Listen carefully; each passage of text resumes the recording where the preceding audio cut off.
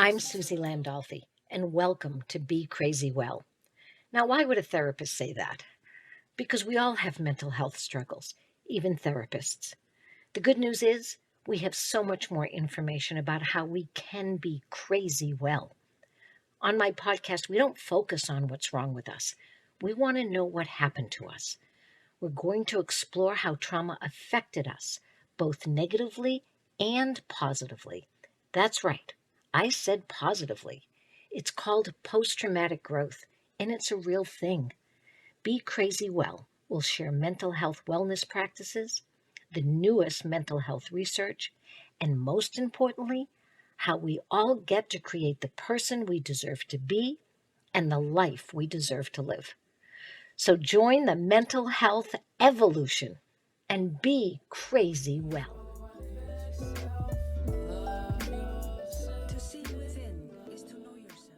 I just want to have everybody see your hair. Hold your hair out. I'll hold my hair out. Go ahead. Where's your hair? There you go. Look at this. We have crazy well hair. That's right. Crazy well. We are crazy well, and you have crazy well library behind you. Yeah, like Piaget's library. That's right, like Piaget. Did you see that picture of his library? I did. Yeah. I knew. I knew you would appreciate that. So Piaget was a great psychologist, actually, and for child development, and helped us all think about what we do with and for children and how much we affect them. Yes, and one of my superiors in my monastery worked with Piaget. Oh wow. Paul Philibert. So he's a really great kind of philosopher / philosophy of psychology type of guy. Just one of those guys that, was always too cool to be around, but yet very loving, right. A real nerd. Right, I get it. And, I'll just let everybody know. First of all, welcome to Be Crazy Well. And the theme song that you heard is a song that was written by Calvin Love. Isn't that a great name, Calvin Love? And it's called Be Your Best Self. And he let me use that. So that was pretty cool. And I'm here today. I really hope you guys listen to this, but I really hope you watch it, because you've got to see meet Dr. Mike Kim. And I'm not a doctor yet, but I could be like Dr. John from. Yeah, that's right. That's right. What was it? From Jazz Fest? Yes. New Orleans Jazz Fest? Or Dr. John. Dr. John. So you're almost Dr. Kim. Yeah. And thank you. You honor me. And you're Dr. Suzi. Right. I'm not a doctor. In my world, either. You're Dr. Yeah. Right. Well, what's interesting, what you're doing right now is really interesting, because in Indigenous culture, when people were committed to healing themselves and others, helping that healing process, they didn't have to be a doctor. They had to be committed to their own wellness and to the wellness practices that worked and were effective. And so it's interesting that we don't always do that, meaning that you can be a doctor and not be well, right? You can be a hypocrite. And I always say you take the Hippocratic oath, but actually you're taking the hypocritical oath if you're not careful. Yeah, so I almost married one. Yeah, so I'm really excited to have you join us. So first of all, since this is primarily a podcast that supports veteran families, the veteran community, and obviously the civilian community, because now we're all in that as well. Mike, tell us a little bit about your background, first as a veteran and then as a healer, and for someone that's done tremendous work in the research and healing field of mental and emotional well-being.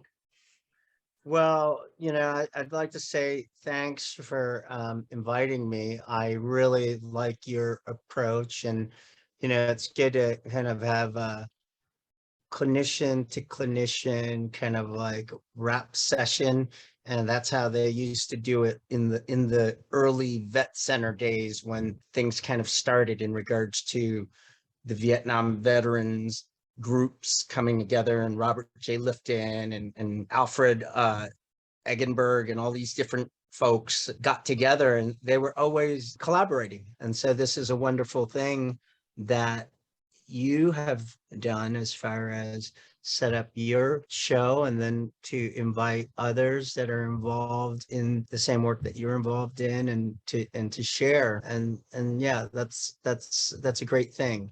So thanks.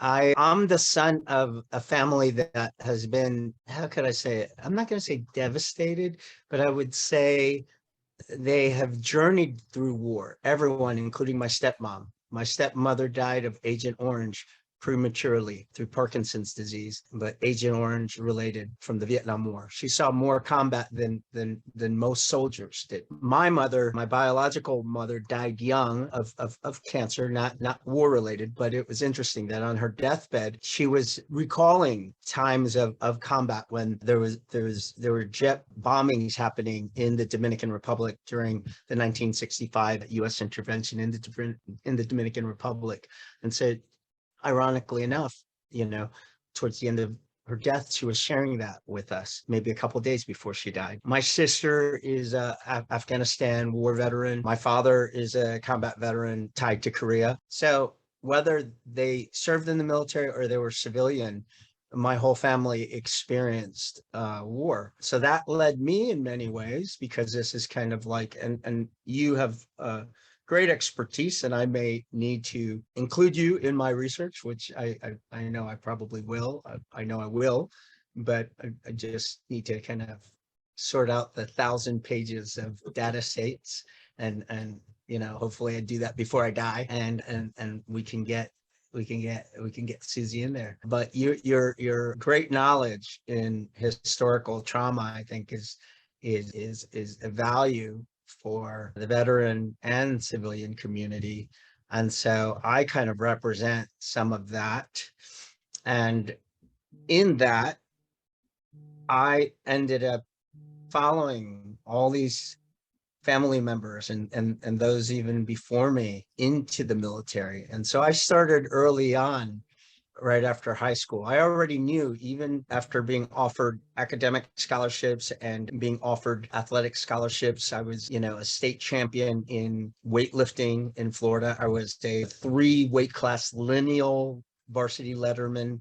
I just performed at a very high level, and which attracted me to the military, on top of having all of this family background tied to the military. So I really didn't feel that I had much of a choice. I grew up in Florida. I grew up poor. I grew up dark. My mom's Afro-Caribbean who barely passes as far as skin color, but she's an Afro-Caribbean Latino woman. My father's primarily Korean, and I have native on both sides, because there's like native Asians as well. Sure. A lot of people don't know about that. But yeah, so I ended up, basically, I served 4 times in the military. I was in the Vermont National Guard. I was a Marine Corps parachutist in a special operations capable unit called Anglico. At that particular time, all the services included the Air Force, pararescue, and Army Special Forces, they had a reserve component. And so I was part of the Marine Reserve Special Operations Capable Unit Anglico. I still was legitimate. I went through jump school. I went through the training. And then I got an officer's commission with the Coast Guard during the war on drugs. I was a monk I invested probably 10 years in that as a Catholic monk, though I did study Eastern Soto Zen and the Quantum Korean School of Zen while I was in New Haven at Yale University studying. So you went from the military into that?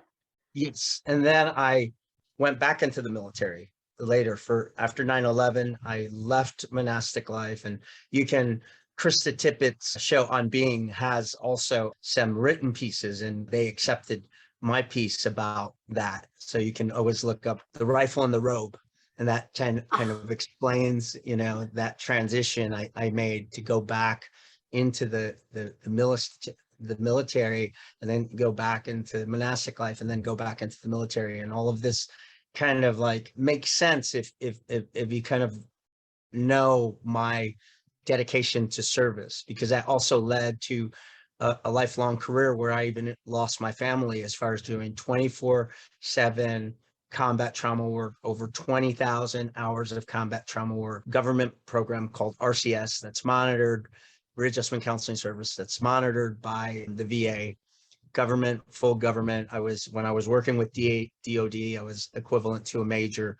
So I was a GS 12 promotable. I was getting ready to make 13 and lieutenant colonel, but I needed to spend time with the 11-year-old beautiful boy, and also dedicate myself to research, because that's where my passion is in regards to bringing all of my experiences, much like what you're doing with your show and other projects that you have.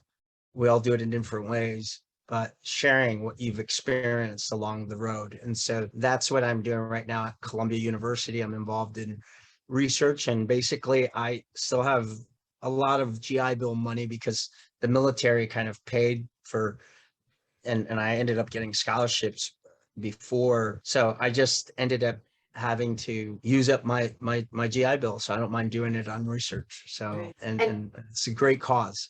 And what's so wonderful about your work versus the more traditional research, you can go right from college into your master's or doctorate, go right into research, and never having experienced anything of what you're going to research.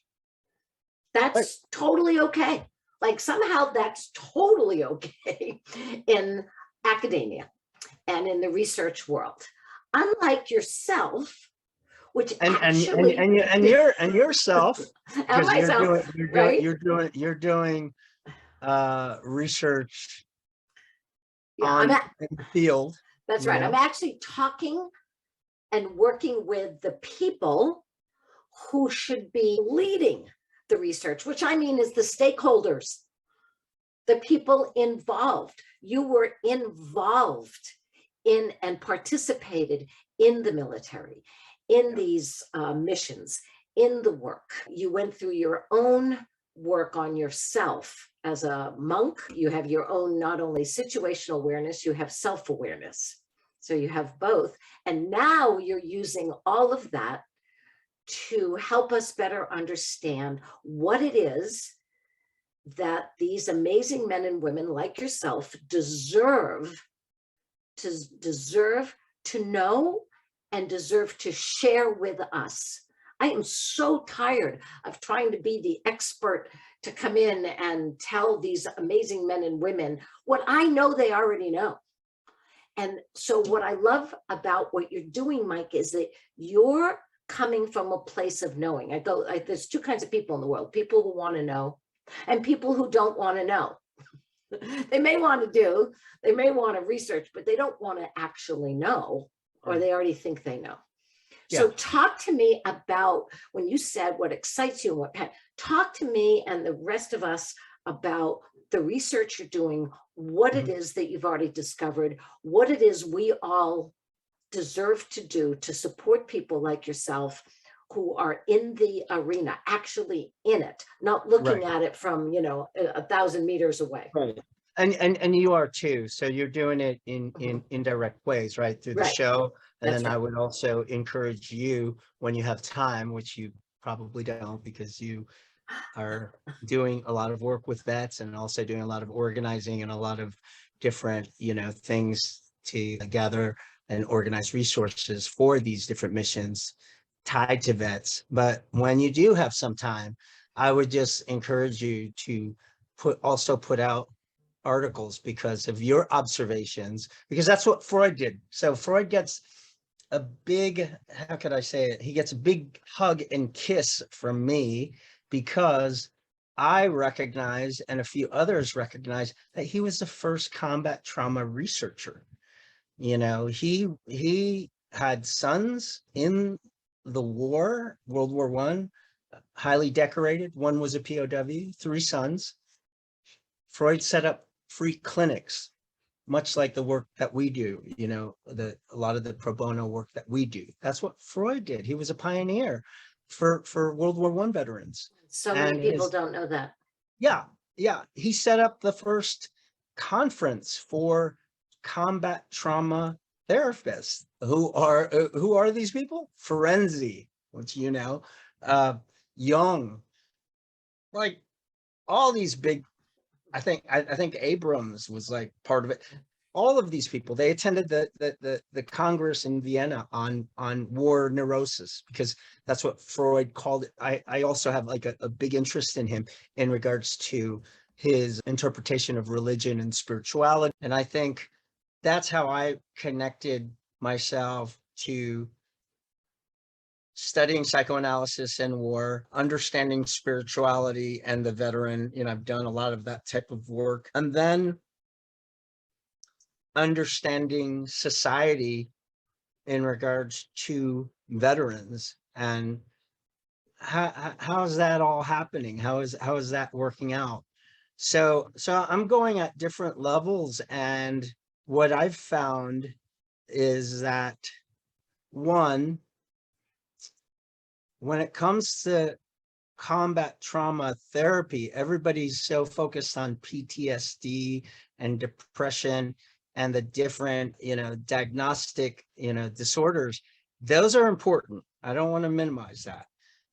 At the same time, they're not looking at how those disorders are tied from an interpersonal, intersubjective, or just, how could I say it, from person to person, soldier to soldier type of reality. That those are the big wounds that people aren't capturing in the reports. Like, your commanders sending, and it goes beyond moral injury. And I love the research that's happening on moral injury. That's very important. But even with the talk on moral injury these days, it's not looking at every relationship, whether good or bad, and the different microaggressions, the different Yes. joys, the different victories, the minute things along from the day you enlisted all the way to when you leave, and then afterward. That's right. These are the things that kind of moral injury. It's not just like being sent out, like what Jonathan Shea, and I love him. He's a great researcher. I do believe, one of his writings in Achilles in Vietnam is true, and that's what I found over 20,000 combat trauma hours. When he says that we need to communalize, that veterans in trauma need to communalize their pain in different projects, whether it's in group or in group activities, as what you're a part of. And so that's very important. I would say that the interpersonal relationships are things that are not captured, that after I caught on to it, that was like part of like my therapy with people, not to minimize the diagnosis and to work on treatment goals tied to the diagnosis, but also to incorporate, well, who were the actors in this event The that happened, context, right? the characters. And Yeah. you said it's so great about micro transgressions. So I call them 1,000 emotional paper cuts. Mhm. This idea, like, Mhm. just think about that for a metaphor as a moment. Like, a paper cut can hurt you more than a Yes. major wound that you have. We Yes. know that, right? Yeah. And That's your article. yeah, so there you go, 1,000 emotional paper cuts. And you said the interpersonal relationships. So therefore, if I go into the military, I'm going in there looking for connection. We now know Or that. Go ahead. right. So I think you're right here, and I'm glad you pointed it out because I almost forgot. So yes, you're unconsciously looking for connection, Mhm. maybe because of previous hurts in your pre-military life, Right. but that can also be running away from connection because you hated your home life That's right. and you want to escape everything, and the military just offers, food, safety, I mean, until you go to war, and all of these basic things. So it's what you said. Yes, there is a push for intimacy, I mean, with other people, a certain type of connection. And then there's also things that happen that can make you not a band of brothers or a band of sisters in the military. And those are like what you said, the micro transgressions, 1,000 of them, Mhm. whether it's your recruiter or, someone that, forgot to, you know, give you your orders to go back home on a certain time, and you ended up getting extended or something like that to be more Right. vulnerable, or other things, but they don't have to be, these big, like surviving a rocket attack or something like that, or being part of some big secret operation mission, And those, even though those things are difficult. they are difficult and they're expected. So I think what's different and what you keep talking about, which is so important, is I go in there, especially if I'm coming from a childhood where it was dangerous. There was no real connection. I didn't feel valued. I didn't have purpose, and it was dangerous. And I go in looking for that safety of connection. Somebody's got my back. Like I'm going to be part of something that where the rules apply. Like the rules apply, right? We're going to give it each other's back. And then all of a sudden we get in there and that doesn't happen. Yeah. And so I think you're onto something that has to be, it all has to be talked about. And one of my biggest complaints is the invisible wounds of war. If I hear that one more time, why? First of all, every vet that I've worked with, male and female, that have struggled with any kind of mental health or emotional wound, it's never been invisible. It's very visible to the people that love them, right? People they work with, to themselves. So I think that that's a shame to always say that somehow it's invisible. Yes. Right? Because we're living with people, we're working with people, we can see when they're upset, when they're struggling. And number two, I think what was really important and what you keep talking about is that then we make an assumption that horrible firefight, that horrible explosion was the thing. It was the thing. And yet when I'm talking to a lot of the vets, with many that even lost limbs, they would say, go back tomorrow. And I said, wait, you're going to go back tomorrow knowing you're going to lose your leg? Absolutely. I had purpose. It was important like this. And so now we're at a real problem, because if you go into a therapeutic situation and they ask how many times you deployed, what happened? Oh, well, I got blown up. Oh, that's it. That's it. And it discounts all those other things that happened. Wonderful things that happened, the connection with your band of brothers and sisters, and the horrible things that happened when people didn't have your back. And Right. so now we're not looking at the entire picture. And boy, if any people deserve their entire picture to be looked at and to be honored, it's the men and women. And I think that's probably why, it's important. And I said this, even though, I'm almost bordering narcissist when I talk about Freud and all about psychoanalysis, but the value that I have with my colleagues like you, in your field, which is connected to my field, which I'm connected to your field, as far as like looking at I see some therapists, and I don't think I don't think they're bad. They're just going about it in a different way. But I think maybe I think you were in your training, you were exposed directly to Salvador Minuchin, who kind of set up your field, or one of the players, right?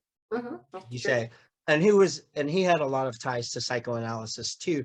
And the thing about it is, they're different, but at the same time, where I find the intersection is that both fields try to look at the whole. They make an attempt to look at That's the key. everything as much as possible, and there's always an etc. And that's the name of my future podcast, Veteran Etc. So all you people listening, if you copycat, you're Better right. copycat. Look out, Mike But Kim. yes, but it there's always something more. And so in the work that you do and the work that I do, we're always looking for more in our patients, our clients, our vets. We're always looking for more. And I think that these other therapies, in many ways, they're looking for resolution.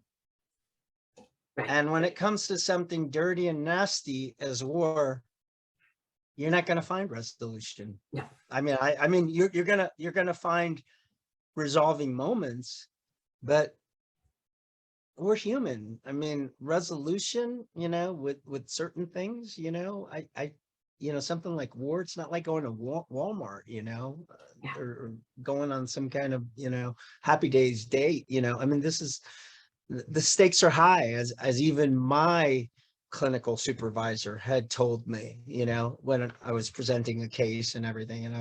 And he said, the stakes, this is a whole different thing that we're talking about. This isn't just, neurotic Upper West Side, first world problems here. And, Yeah. and I think too, one of the things you said that really struck me about the diagnosis, one of the things that I oftentimes struggle with myself is that no two people, they can have the same diagnosis and the story is so different that it's so unfortunate sometimes, because then we're just treating the diagnosis, not the person, not the story. I want to hear the story. I want to know what happened to you. Because if I just assume that everything downrange was horrific, now you have PTSD because how many, KIA and all of that happened. What is it that I'm missing? What is it that we're missing? What is it that I'm not encouraging you as the person in the experience to own and to bring to your own life? It's exactly what you just said. Right. And one thing that we do, and the other another observation after something like 20,000 war trauma, and that doesn't mean that someone who has 1 hour, they can have just as much awareness as I have. I'm not, it's not a measuring stick. I'm just saying that the time in is just giving kind of like little pebbles into the pond, into our pond of work.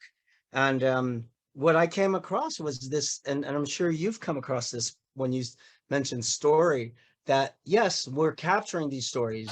And I'm sure whether you're doing it directly or indirectly, as I've done, probably on some level, we're helping them negotiate the myths tied to the myths and reality, right? Just like in family work. That's why family work is so important in this type of veterans work, because you help a lot of people in your training. You're doing many different projects and everything, but that's part of your advanced clinical training, yeah. And it's very, very, that's at a very high level, being Our first basic LMFT. training. Family Yeah, is our yeah, first yeah, basic training. yeah, Training. exactly. And so the myths and reality of family, the myths and reality of your squad, your fire team, the Yes. myths and reality of your platoon, of your branch of service, of your president, the commander in chief.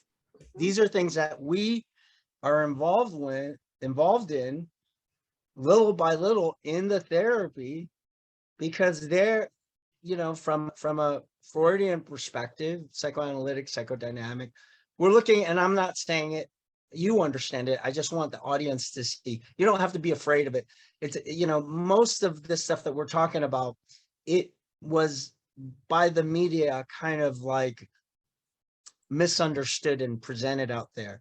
What we're kind of talking about in different ways is how people face something so horrific, and then how do they process that, and how do we work on dealing with their resistances towards those really, really difficult areas of war. And so that's kind of like what I was talking about earlier. I failed to say the resistance part. We have to help veterans kind of look at reality, but from their resistance, and we can help them. It's not a bad thing to do that. Excuse me. And I'm wondering if what happens is with all of the quick little slogans, like I said, the invisible wounds of war, Yeah, yeah. all of the stigmas, the mental health stigmas, the myths and misconceptions about being a warrior, Yes, we help exactly. create that resistance. Yes. And then we Yeah. expect them to come in and talk to us, Yeah. right? Like we're creating it. And then we're like, oh, he's so resistant to treatment. Like she's so resistant, to talking about it. Well, we helped create that. Yeah. So therefore we have a responsibility to acknowledge that, apologize for that. As my daughter says, always don't apologize, just say you were wrong. Yeah. Say I was wrong. And then what we have to do, now, what you get to do now, what you deserve to do now that you are home and you are out of the military, and you deserve to create the person you were meant to be, that you want to be, and the life that you deserve to live. And that's you and I even pressing and pressuring our own colleagues, our own, institutions to say, wait a minute, that this is not just something that we can just walk through and not understand that we have created some of the myths, misconceptions, some of the inability to accept treatment, some of the resistance, and what can And, we and, do? and you can just do it by going out on a rifle range with a couple. And I'm not saying that's a bad thing. That can be Ah, done, but where is, yeah. with American Sniper, and I'm totally saddened by what happened, Mhm. but we have to call a spade because, to especially, this guy, Kyle, I mean, he was so caught up with so many deaths, and to bring another Marine and they're shooting alone. I'm not saying they shouldn't be doing it, but for that to not be also supplemented by, some heavy therapy, and some real communalization instead of being so isolated like that. I wonder if that tragedy could have been prevented. I don't know, but I pose the question because it's my job and it's your job to pose those difficult questions that the newspapers, that the reporters won't say because they're caught up with ratings, or they're caught up with the media military industrial complex that we have going on in regards to promoting this warrior recovery Right. type of program. So this Maybe they could have. idea that he was doing something quite wonderful, which is peer-to-peer support. We now know Right. that that is tremendously Yes. successful. We know Yes. it. If I'm not careful, though, in my profession, I'd be locked away in my office. I'm not supposed to go onto the range with them. I'm not supposed to go kayaking with them. I'm not supposed to be out of the office. And so what happened, which I'm so grateful for, is there were many men and women from the military that started peer-on-peer retreats, places to go where men and women can come together along with clinicians. I was one of them. I still am. I go on lots of retreats to be there as a safety person to help with context and to help understand the whole story, so that it's not the men and women just working by themselves, which obviously they're no better in many ways than we do. And it's not having to come in my office, which I don't have actually, and just be able to go into my office 45 minutes once a week. Like I can text every day. We can do whatever kind of work we want to do, so that you're right. They're not isolated. They're not on their own. Right. And And these peer-to-peer folks like Kyle, who's a wonderful person, flawed like all of us, but at the same time and great intention, he needed to also be supervised on some level if he's going to do these type of activities. And I've told these different people who set up a lot of these projects, and I'm glad you're there. But then I say, like I did the Anshin Thomas retreat, at Omega and all that. He was a monk. I was a monk.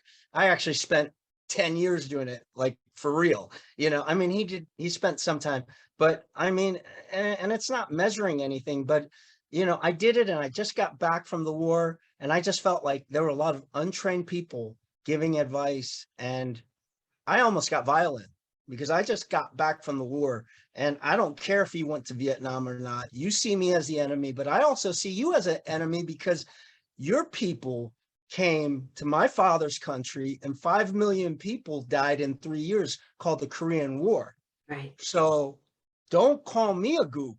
Yeah. Don't call me a slant-eyed yellow man, because I'll call you a round-eyed white person who killed 5 million people in my dad's war, and I inherited that. So what Anshin and these other communities, now I don't think I'm not connecting your events because there was no one like you there or like me there. There was just, the meditation stuff, which is all great. And it's a great thing. So I do not attack Anshin. He's doing incredible work. But I would say I use that as a case study for others because he did something very revolutionary earlier on. And we're all going to make hiccups in along the way as far as with training programs for veterans to improve. But the thing about it is why does the retreat have to end there? Like, I had a positive experience, even though I had a couple negative things. Why can't people from the retreat be exposed to some type of mentoring, like you or I being able to mentor some of these different folks that throughout the year until the next event happens, they're prepared to deal with the different changing faces of war trauma. Right. That's all I'm saying. So what I'm saying is not to deconstruct what Anshin and the other retreats are all about, but I'm just adding to the construction of Well, veteran readjustment. right. That makes sense because after deployment, you would get some time off, but then you'd go back into your group, right? Your tribe, your Yeah, company. yeah, So I think what you're talking about is the consistency. We're talking about more of a long-term aftercare consistency that allows these men and women and ourselves too to be able to practice, to solidify practice and training. I never call them tools. I don't call it treatment. I call it retraining and practice. That's what the military does well. Like, you get retrained all the time. You get new equipment, you get retrained. How do you get good at that? You practice. Well, wellness is the same way. Like, be crazy well. You'll get better at being crazy well if you practice, right? So tools, I don't have any use for tools unless something's broken. I haven't opened my toolbox in weeks. Practices I do every day. As a monk, what your life was based on practice. That was a spiritual practice.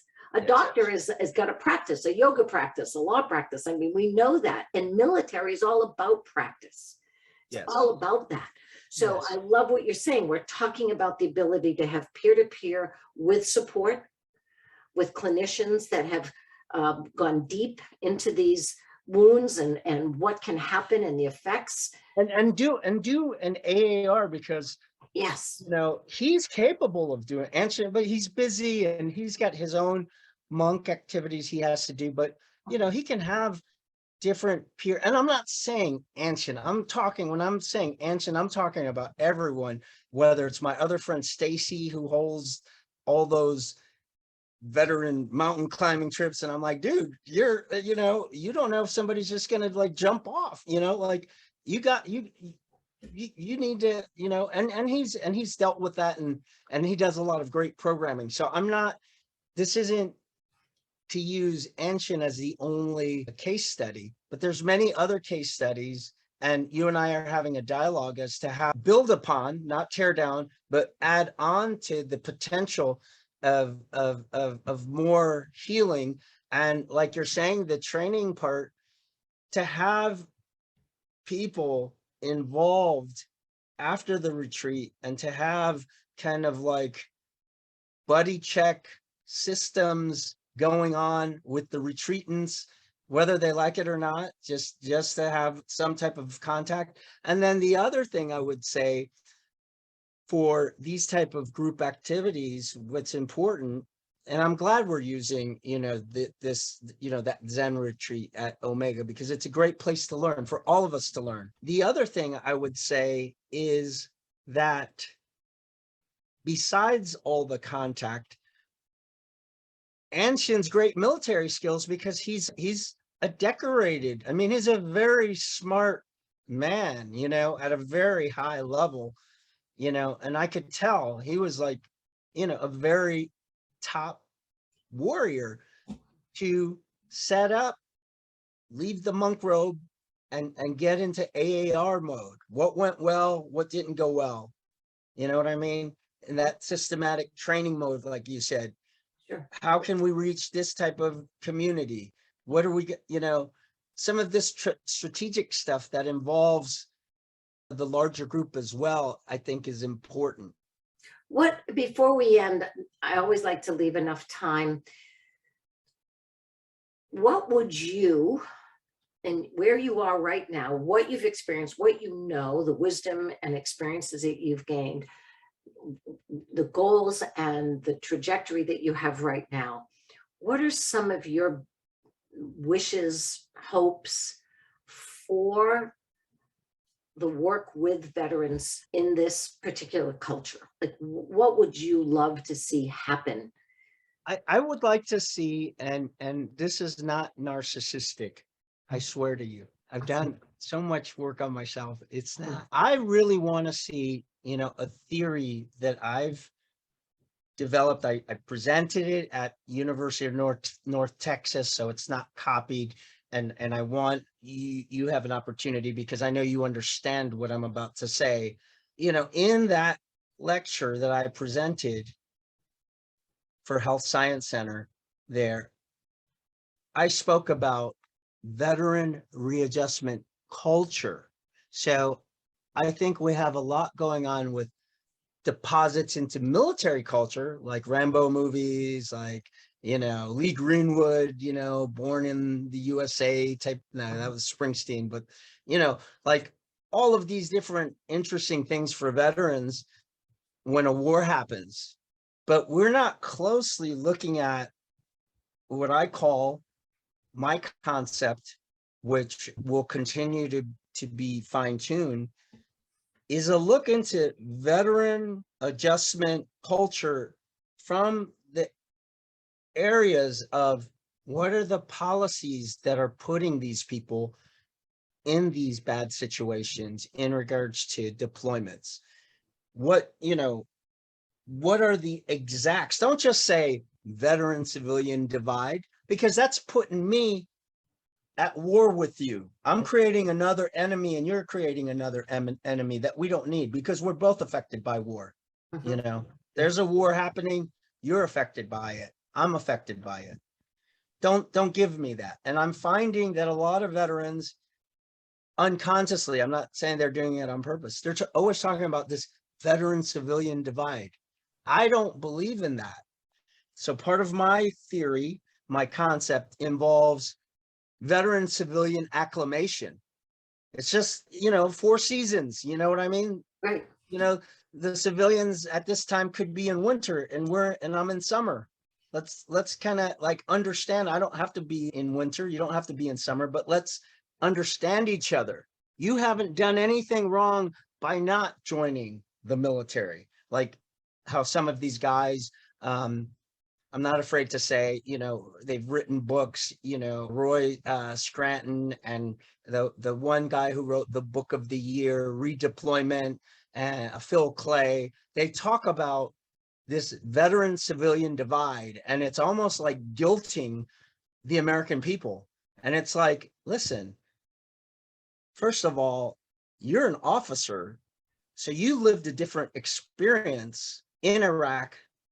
Then, even though I was an officer in the past, I gave up my commission because I just wanted a year to deploy and then come back and get my rank with the federal government, which was equivalent to a captain. And then I became a major, equivalent to a major.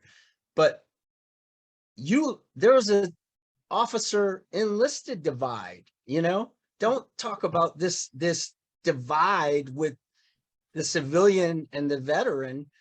There are more internal divides between higher ranking people who got paid more and Mhm. got more privileges than folks of lower rank.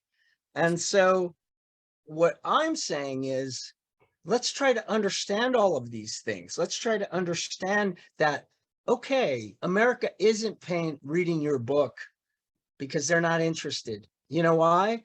Because there's 14, 15% employment, 20% employment, like what was happening during this war, right? When the housing market was happening. And there were civilians here that were going through their own major problems, you know, and those are valid too. And so we both have to have empathy towards each other.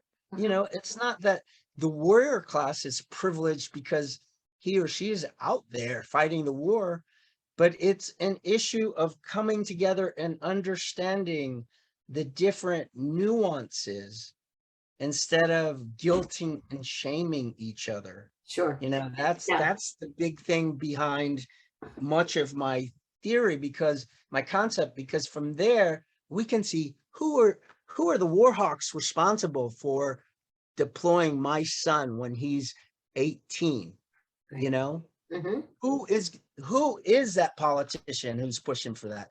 And why aren't we, the veteran, the active duty person, the civilian, going after that politician who wants to start a forever war to have my son go deploy in some senseless war And and lose his life, or come back and lose his mind like his father did? right. You know, why Chances isn't that are, being done? chances are that politician wasn't even in the military themselves. Exactly. Okay. But if we came together and we held that politician, if we held the companies Right. involved, and I'm not just talking about the big defense companies, I'm talking about companies that are tied to contracts as far as boots, you know, and uniforms, who want like Right. war because they're making profits out of that. That's right. So Yeah, I, yeah. I oftentimes say to the men and women that I have the honor to learn from and to work with at a nonprofit that I'm part of called Merging Vets and Players, is I often remind them, because I'm one of the few civilians, if not the only really, involved in the organization from a staffing point of view. I always say, you were a civilian first. Like, Yeah, even if exactly. it, right now, some of them actually grew up in a military family, so that is a little bit different. But they are still civilians, They're still even though. civilians. And so I joke with them all the time and go, you were one of us when you first started out. So just remember that you're just coming back to what, right? Yeah. It And, was, and and believe it or not, you are a civilian after you leave that oath. mhm, You're just a veteran civilian. That was the traditional, that was in right, history. In my research, I wanted to study the early history of what it meant to be a veteran. And it's not like what a lot of these historians and warrior myth makers like that we mhm, love, mhm, not, but like that the whole thing about like, oh, the Homeric Iliad and Odyssey and all this kind of stuff. No, it doesn't start there. The veteran starts with pretty much with Rome as a civilian who goes and fights and comes back and is trying to readjust and is considered himself a civilian, but just is titled as a veteran, but is a veteran civilian, a right. citizen soldier, a Citizens, civilian soldier, yeah, not still a soldier. right. And that's the problem. Our military culture has gotten so caught up with that folks, after they leave, they still try to carry their rank. I have to put them, you know, I have to, get them straight, because they don't carry any rank, just like I don't carry rank, Right, right. Mike, it's been such a pleasure, and I really appreciate it. You are a true disruptor. I consider that an honor. We need you. We need disruptors. It's what actually helps things change. I joke with everybody about psychology, modern psychology. And I said, it did start with drilling holes in people's heads to let the demons out. So thank God we don't do that anymore. So we have to keep checking ourselves. That's the mental health AAR. We need, as the people in the field, to not hold on to just our power and our knowledge. We get to be, and we deserve to be, challenged. And we get to be challenged by the stakeholders, by the people that are in the everyday life. And then we get to help interpret, we help to find solutions, and we're not the ones that know everything. We're just not. And so I encourage all of my coworkers to understand that we get to do this. It's an honor to study this, research this, work with the actual stakeholders to find the best way for all of us to be crazy well. Yes. Right? And let me say one thing, because I don't want the audience, and I don't say this out of fear, because I don't. I've taken on my own veteran community, Iraq, Afghanistan veterans. I've taken on Vietnam veterans. I've taken on civilians, my own family members. So I'm about truth. So I'll even take myself on if I'm wrong, but I will call out the truth. And so earlier, when I made the comment of looking at the enemy as far as another veteran that may see me as that enemy that they fought in Vietnam, that may be true, but we can work through that. And I may see that person as an enemy too, because of what maybe, their ancestors did to my people. But at the same time, we can work through that, and we are working through that. And I've worked with so many folks from all these different wars, especially Vietnam veterans, and I'm very grateful to them. They taught me so much, and the Vietnam veterans that saved me when I was, especially the Black Vietnam veterans who intervened at a time during my whistleblower at the VA. They came and stood up for me, and I'm very grateful. And so this isn't kind of like a rivalry, but I think if you look at the history, there's tensions, right, between veterans and, the Vietnam, when I did my work with Vietnam veterans in the 90s, I would hear them talk about how their fathers who fought in World War II would say they didn't fight in a real war, that they were turned down from the American Legion posts, like I was when I tried to join the American Legion posts. I came to New York after Iraq, and I tried to join at the New York Sports Club, Athletic Club, post 754, which is set up for these elite, World War I aristocrats, white aristocrats. They're not bad. I'm just saying that's the history. But I was told when I called to join, which isn't far away from my area, to go join the Chinatown Post after I told them my name. Yep. That wasn't right, And Nope. so it just like it wasn't right for these Vietnam vets when they came back home, and the World War II vets were telling the Vietnam guys that they weren't fighting a real war. They were fighting a real war. That's the work we all get to do. And these are the hard conversations that you're talking about, and the most important conversations, because they happen at a macro level, community-wise and worldwide, and they're happening at the dinner table as well. They're happening all through generations. I could talk to you all day. That would be wonderful. We're going to do it again, and we're going to talk more about the historical trauma that you're also bringing in right now. That's so important. Yeah, that I'm going to interview you for on my show, and that we'll continue the dialogue on that as I incorporate that into my concept of veteran readjustment culture. And folks can, just Google me at Mike Kim veteran, and you'll be able to contact me and find the different things that I'm researching.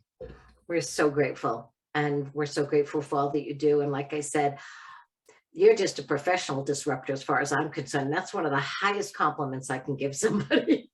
Yeah, well, you're looking at yourself, so sister, so don't even try to just Point All at right, me. I'll You're take there it. Yeah. too. Yeah. No, it's All an right. honor as well. And yeah, we can talk forever, but we'll put it on pause and talk again soon, probably in July if you have time I to got it. come on, veteran, etc. And Love that title. yeah, yeah, All yeah. right. Someone crazy like me has to say that. You have to say it, etc., etc. Yes, So thank you all. Thank you, Mike, and thank everybody for joining us. I'm so blessed to be a part of Coming Home Well, and they've been I so do. open. They're so open-hearted, Yes, open-minded about love what is them. it that we get to talk about and how. I mean, it's just, again, a wonderful organization. So everybody stay connected to them and be your best self. Calvin Love, look him up on Spotify. He's got some great songs. And I'm Yeah, so grateful that he gave me that that's wonderful great. theme song. It Yeah. is a nice song. Take care. Mike Kim, thank you again. Bless you. Thank you. Thanks, Susie. Yeah, Be well. We'll talk again. we will. Bye-bye. Bye.